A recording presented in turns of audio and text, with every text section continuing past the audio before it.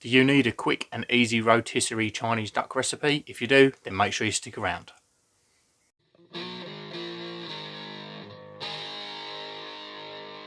Hi, welcome along to Barbecue Life. My name's Tom, and today we're doing Chinese duck pancakes. So it's a nice simple cook. We're not going dead traditional with this, where we have to marinate things and then dry things out, and there's so many different recipes that you can take a long time on there. This one's nice and quick and easy. We do still need to dry our ducks overnight, but there's no dredging and marinating things beforehand. So I've got two tufted ducks. So these are wild ducks, but you can do this very simply with supermarket bought ducks, or if you do know a game dealer, see if you can get hold of some tufted ducks, because the fat content in a tufted duck is much higher, so it does keep the meat a lot moister. And my idea is to have a crispy skin at the end, but it doesn't quite work out exactly how I want it to. So we've got these two ducks. So all I've done is I've put these on a wire rack over a baking tray in the fridge overnight, just to really dry that skin out. And when got to the next morning, so all I want to do now is put some cuts through this skin, because we need to be able to let this fat that's going to render underneath the skin, we need to be able to get it back out of the bird, otherwise it's just going to sit in there and balloon up. I'm just going to cut through. I'm going to cut into the meat as well, because then we can get a little bit of flavour into that meat without overpowering it. So we're just going down one side and then down the other side, making sure that we score into the thighs and the legs as well. So I'm just going on with a little bit of oil as my binder. So I've just got oil in a spray bottle, and I'll just give that a couple of sprays, rub it in, and then we're going to be going on with our rub. So I'm just using nice and simple Chinese 5-spice rub that you can pick up in any supermarket, and we just want a little light sprinkling over the top of these ducks, and we're going to set them aside again for an hour, just so that will draw a bit more moisture out of the skin and hopefully give us a crispier skin towards the end. So when we're coming up towards the end of that hour, we want to be getting our barbecues lit. So I'm using the Only Fire rotisserie on the Weber kettle today, but if you've got a rotisserie for your Aldi kamado, I will talk you through the differences between the two and how to set them up. So say I'm using that Only Fire, so I've already got a full lit chimney of charcoal, and I'm just going in to my extra large charcoal basket. Now I picked this up from B&B Smoking. It looks remotely like another brand that I'm not allowed to say the name of.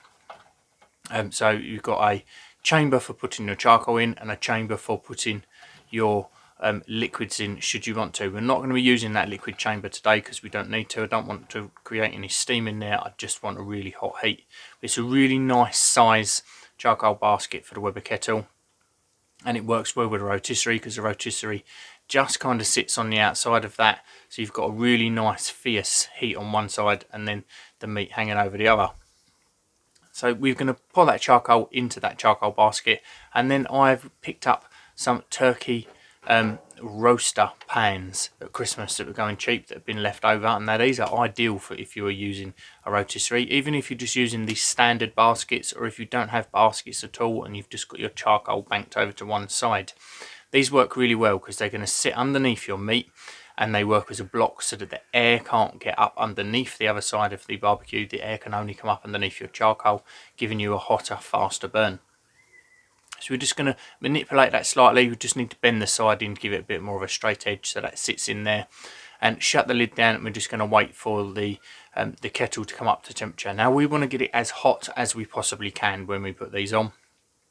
So all the vents are fully open. We've got loads of charcoal inside the barbecue. So before we can get these birds onto the rotisserie, we need to get them onto the skewer. Now this is really not an easy thing to be doing on camera.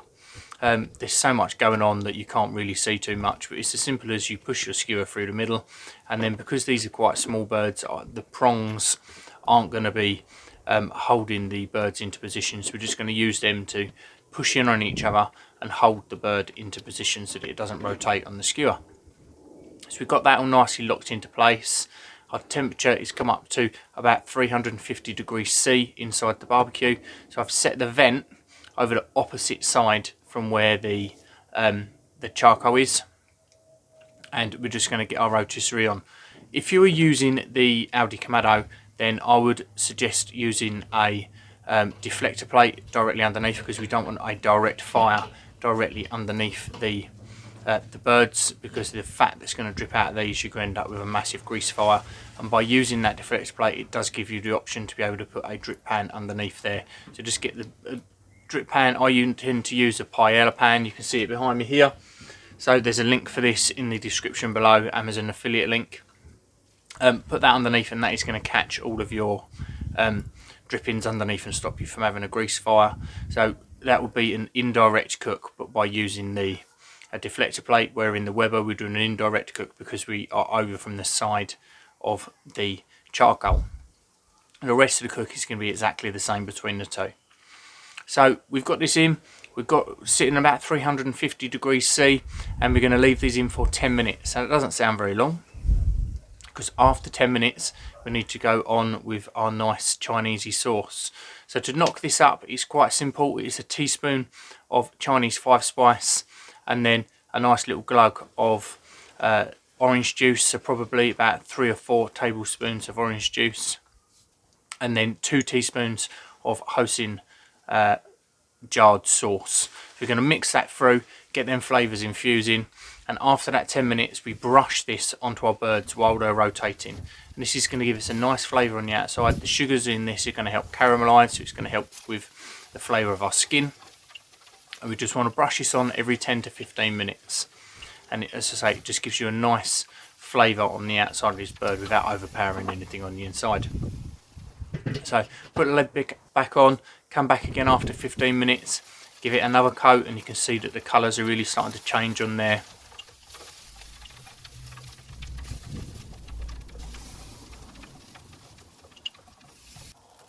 And then again, after another sort of 15 minutes, we're now sort of getting to about 45 minutes is where I would expect things to be done. So I'm going to go in with my temperature probe, and we are sitting at 74. So I'm going to take these a little bit higher so they're going to pull a bit better.